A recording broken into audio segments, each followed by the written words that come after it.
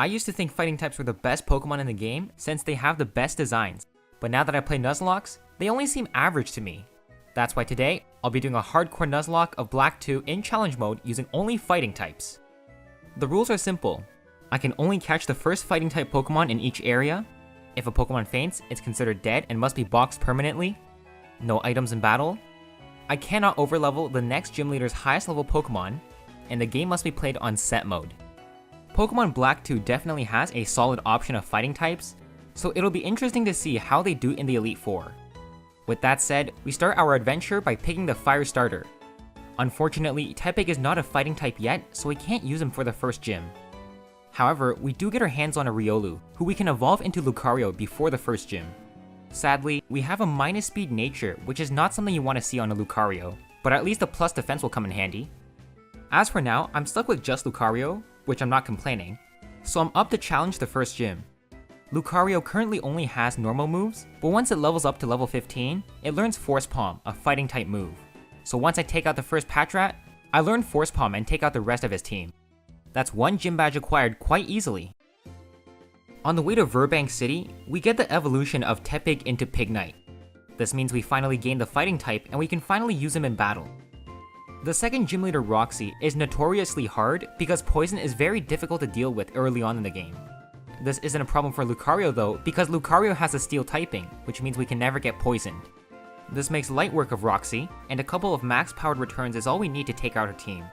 She must be so angry since the developers put early steel types in the game just to counter her. At last, we've made it to the best part of the game. It simply does not get any more fun than this. I know PokeStar Studios gets a bad reputation, but I've never actually tried it itself. Leave a comment if you want me to try it out in the future. After that fiasco, I head to Castelia City where I can catch 2 more encounters.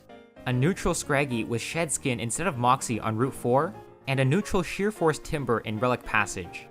Before challenging Berg, we have to deal with some Team Plasma shenanigans. You better scramble like an egg before I fold you like an omelet. Anyway, with that taken care of, I got Berg on the phone. As you might expect, this was a Pignite sweep with Flame Charge. I got kinda scared with the Skill Link Dwebble, but once we take it out, there was no chance for the rest of his Pokemon. Almost done. There we go. Flame Charge is able to take out all of his Pokemon. Down goes Dwebble, then the Carablast, then Leavanny, and finally the Shelmet. This finishes Berg, earning us our 3rd badge. Before getting to Nimbasa City, I make sure to get the Dig TM that I'm sure I'll need to use. And here's something that I bet most of you actually forgot. Join Avenue in Black White 2. What are you even supposed to do here? Like, what is this used for? Anyway, now that we're in Nimbasa City, we can get one more encounter.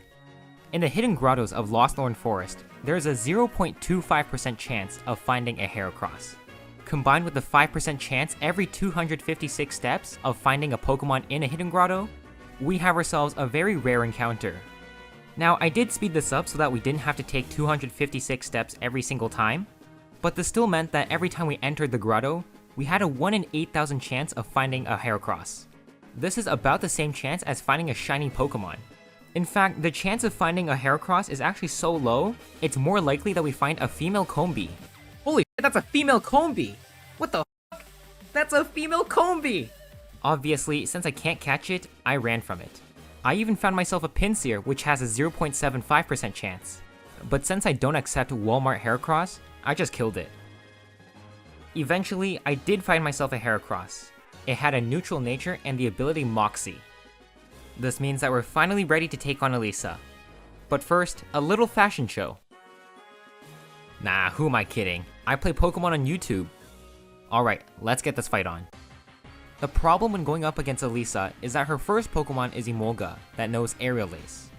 Since the only Pokemon who takes neutral damage to Aerial Ace is Lucario, that's who I start with.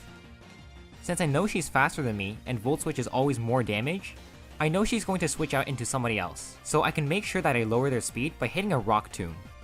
This means that when the Zebstrika comes in, I hit a Rock Tomb, making it slower than us. This allows me to go for a Dig and take out the Zebstrika on the first turn without taking any damage. She then sends in Flaffy, who just dies to a Dig. It didn't really do anything, just took some damage and dipped. When Joltik came out, I went for a Rock Tomb that I was sure was gonna kill, but it lived on 1 HP and got off a Thunder Wave. So on the next turn, as she goes for an Energy Ball, another Rock Tomb takes her out. Finally is the Amulga. She tries to deal damage with Volt Switch, but 2 Rock Tombs is all I need to take her out. That's 4 badges acquired with little difficulty. Our next goal is Driftville City. But before we talk about any gym battles, can we just talk about how bumpy this music is?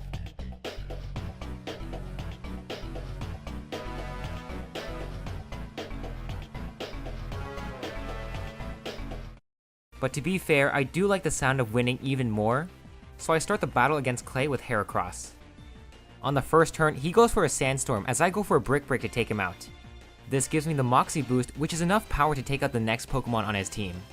When he sends in Onix, I use Dig to avoid his attack. He ends up going for a Rock Polish though, which is absolutely fine because the next turn, he'll be faster than me and miss a Rock Slide. I come up with Dig and lower him to 1 HP due to Sturdy. On the next turn, Onix knows that he's gonna go down, so he takes one for the team and goes for Explosion, sacrificing his own life to deal damage. Unfortunately, Onix using Explosion does not give us the Moxie boost, but we still have enough attack to take out the Sandslash with a close combat. Finally is the Excadrill, who we outspeed and take out with a close combat, winning us our 5th badge. We're doing pretty well so far.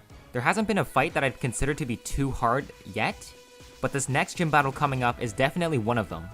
Seeing that I'll need some super effective moves against Skyla, I make sure to head to the move tutor where I can get some elemental punches. Before we leave to Mistralton, we're invited to participate in a contest at the Pokemon World Tournament. I really love this place because it's one of the most underrated hidden features in all of Pokemon. I think it's better than both Joint Avenue and Pokestar Studios.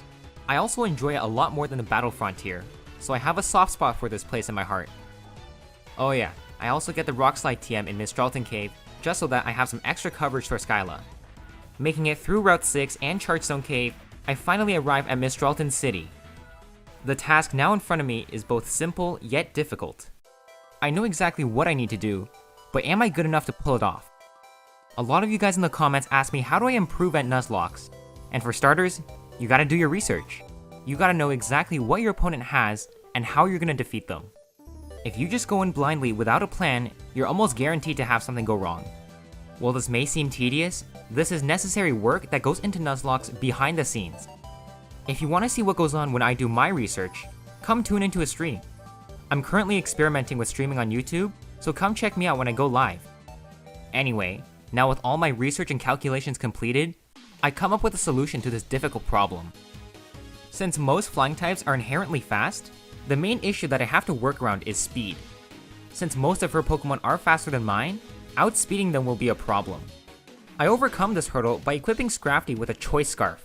This allows me to outspeed and take it out with a Crunch. Unfortunately, this means that I'm locked into using Crunch, and I can't use Thunder Punch for the upcoming Swanna. I have to switch out into Lucario, and she goes for a Feather Dance, lowering my attack. I go for Thunder Punch hoping for big damage, and we get it down to the red as well as paralyzing it. The next turn, it gets fully paralyzed, so a second Thunder Punch hits and kills the Swanna. On the Sigilyph, I make the switch back into Scrafty to take a Psychic, and since I outspeed with Scarf, a Crunch is enough to take out the Sigilyph. This leaves the Skarmory, which we can't do much with Crunch, so I switch out into Emboar and use Fire Punches to deal damage. I have to take 2 Aerial Aces, but once Fire Punch hits, it takes out the Skarmory, winning us our 6th badge, probably the hardest one to obtain. With nothing else to do here, I make my way towards Opelucid City by first flying to Lentimos Town. Between now and Opelucid City, there's actually not a lot of important events that happen because none of them are too difficult. There was a rival battle in Undella Town that we easily won, as well as a double battle with the Plasma Sage Zinzalin. We also get another encounter in Mienfoo, but it has a pretty bad nature, minus attack, and pretty low IVs. That's pretty much all that happened, so we're on to challenge the Opelucid Gym. While I was fighting through the gym trainers, something really bad happened. I was fighting this trainer who had an Axew, Fracture, and a Druddigon. Ice Punch was strong enough to take out the Axew and Fracture, and I expected it to take out the Druddigon, but it survived on low health and used a boosted Revenge to take out Lucario. This was really bad, because I actually planned to use Lucario as my only special attacker. The entire problem with the fighting type is that they're way too physically invested. Very few fighting types are special attackers, and Lucario was one of the few. So losing him meant that we lost a lot of coverage against physically bulky Pokemon. But regardless, we have to move past that death and continue the challenge and fight Drayden. Drayden has a pretty good roster of dragon types, so it's lucky for us that a lot of our Pokemon can learn Ice Punch. He starts with his Druddigon, so I start with Girder, who's equipped with Life Orb, Sheer Force. Life Orb boosts the damage of Ice Punch to 1.3 times its damage, but at the cost of some HP. Sheer Force removes the drawback of HP loss and giving me a 1.5 damage boost at the cost of never freezing the opponent. This nearly doubles the power of Ice Punch, allowing me to one-shot the Druddigon. However, we are slower than Altaria, so I switch in Scarf Scrafty to use the Ice Punch and take out the Altaria. Flygon comes in, and he meets the same fate as Altaria, dying to an Ice Punch. This just leaves the Haxorus, who goes for a Dragon Dance first turn. I use Eternity's Dancing to switch in Girder for free, as we do take a critical Outrage. Haxorus goes for Greedy and uses a second Dragon Dance. This gives me the free shot into Ice Punch and take out the Haxorus, winning us our 7th gym badge. Now is when the story starts picking up the pace. Team Plasma decides to make Freezies out of the city, so I decide to pay them a visit. But first, we need the 8th gym badge. Marlin was a pretty easy Moxie sweep by Heracross. Wailord is pretty bulky, so fighting gym close combat takes it out. This gives us the +1 that we need to sweep. Mantine goes down to a Rock Slide, Caracosta goes down to 2 Brick Breaks, and Jellicent goes down to a Night Slash, winning us an easy 8th badge. Alright, now we're ready to face Team Plasma. We confront Zinzalin once, trying to get him to release Kyurem, but he doesn't and instead flies off. Once we catch him again in the giant chasm, we beat him again and meet up with the real mastermind. Now thankfully, this time we have a good team to go up against Colress. We have fighting types to go up against his steel types, and we have Scrafty to take care of his psychic types. I start Girder out against his Magneton and use Fire Punch to lower his health. He goes for a Thunder Wave to paralyze me, and I get fully paralyzed next turn, so he gets a free heal off. He gets a critical Volt Switch out into Magnezone, as I use another Fire Punch to bring him down to 1 HP. Knowing that he's not going to go for a Thunder Wave, I switch into Min Xiao and use Drain Punch to kill the Magnezone. This baits in his Beheeyem, who's going for a Psychic, so I U-turn into the Beheeyem, dealing big damage, and I switch into Scrafty to take the Psychic. Crunch then takes out the Beheeyem. Kling Klang comes out, who goes for a Shift Gear first turn, but thankfully, Scrafty has enough attack to take it out with a Brick Break. On the Metang, we hit a Fire Punch that barely doesn't kill it and leaves it with 1 HP left. It goes for Agility, making it faster, so that next turn it hits a Meteor Mash but doesn't deal big damage. A Fire Punch from us then takes it out, causing him to send his last Pokemon Magneton. Brick Break leaves him with 1 HP as he goes for a Thunder Wave, and my next Brick Break takes him out. This gets us the win over Colress. After confronting the Shadow Triad about a stolen Purloin, I go to the Giant Chasm to confront Ghetsis. He almost kills me, but then we challenge him to a battle. It isn't the Kyurem Black fight that's too difficult, he just dies to 2 Brick Breaks, but it's the Ghetsis fight right after that's difficult. He starts with Cofagrigus, so I start Scrafty. Choice Band Crunch gives me enough attack to take out the Cofagrigus in 1 shot. He then sends out Seismitoad, who wants to go for a Drain Punch. I switch into Heracross to take the Drain Punch, then use Close Combat to take out the Seismitoad. He sends out Electros, who goes down to a Close Combat. His Hydreigon as well also goes down to a Close Combat. And then he sends out Toxicroak. Toxicroak as well goes down to a Close Combat. And lastly, he sends out Drapion, who of course goes down to a Close Combat. This defeats Ghetsis in a pretty easy Moxie sweep. With the main story completed, there's just Victory Road and the Pokemon League left in front of us. On Route 23, I catch myself a Sock, which will be used on my final team. He has a Naughty Nature, which is plus attack and minus special defense. This is good because it means he has big damage output, but he won't be able to take a special attack. I also find myself a Throw on Victory Road. He's going to be replacing Girder on this team. With everything prepared, there's one last rival fight, and then we're at the Elite Four.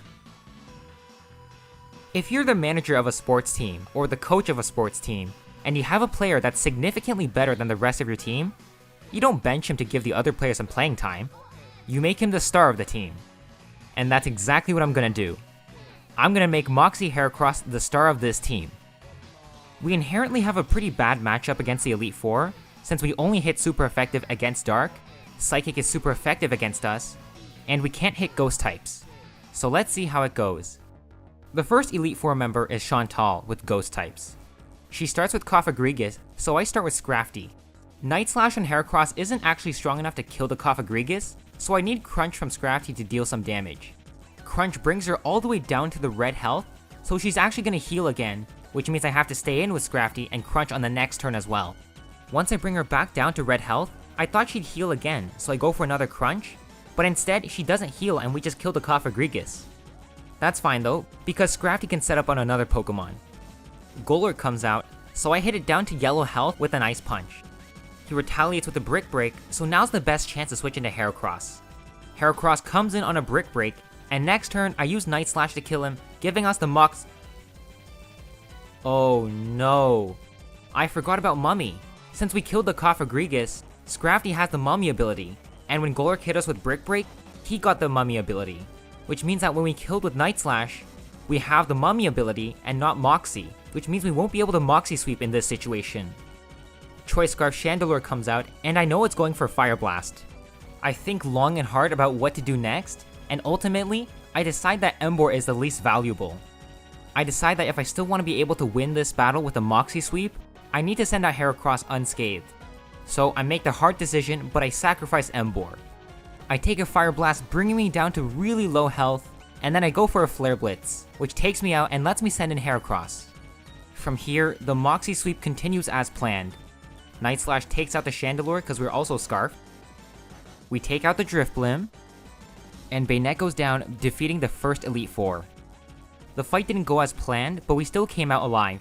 Let's just hope I didn't forget anything about the other Elite Fours. The next fight with Grimsley thankfully goes a lot better.